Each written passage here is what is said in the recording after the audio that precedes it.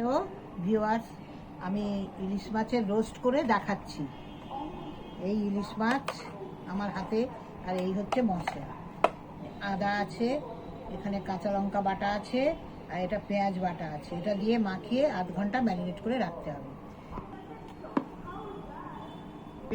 লঙ্কা পড়লো দিয়ে এটা মাখিয়ে রেখে দিতে হবে। আর একটুখানি দিই, স্বাদ মতো লবণ দিয়ে দিলাম। প্যান বসিয়েছি, প্যানটা গরম হয়ে গেছে, এবার তেল দিচ্ছি, বাটারটা দিয়ে দিলাম।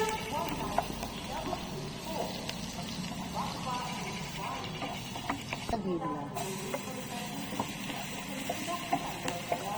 সামান্য একটু লবণ দিলাম। পেঁয়াজে করা মাছ, আধ ঘন্টা ম্যারিনেট করা মাছ এই দিয়ে দিলাম।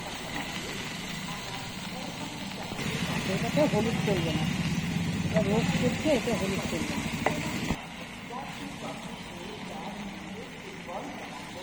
এটা উল্টে দিলাম, উল্টে নেড়ে ছেড়ে একটু ঢাকা দিয়ে দেবো, হয়ে যাবে। একটু লাল ভাজা হবে, এবার একটু ভাজা ভাজা হবে, আমি একটু ঢাকা দিই। তারপর ঢাকা দিলাম, উল্টে দিলাম মাছগুলো, একটু ভাজা ভাজা হবে, এরকম একটু ভাজা ভাজা হবে, নামাবেন। এটা হচ্ছে রোস্ট। উল্টে দিলাম 10 মিনিট, আর একটু ঢাকা দিলাম, এবার নামিয়ে দেবো। হয়ে গেছে, দেখুন লাল লাল হয়ে গেছে।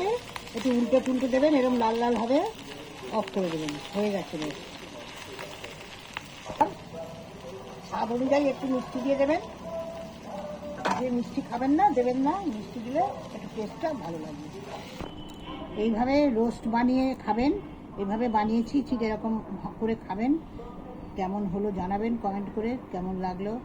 আর পরে আমাকে করে একদিন হলেও করে খেয়ে দেখবেন, গরম ভাতে দারুণ লাগবে রোস্ট এটা। টাটা।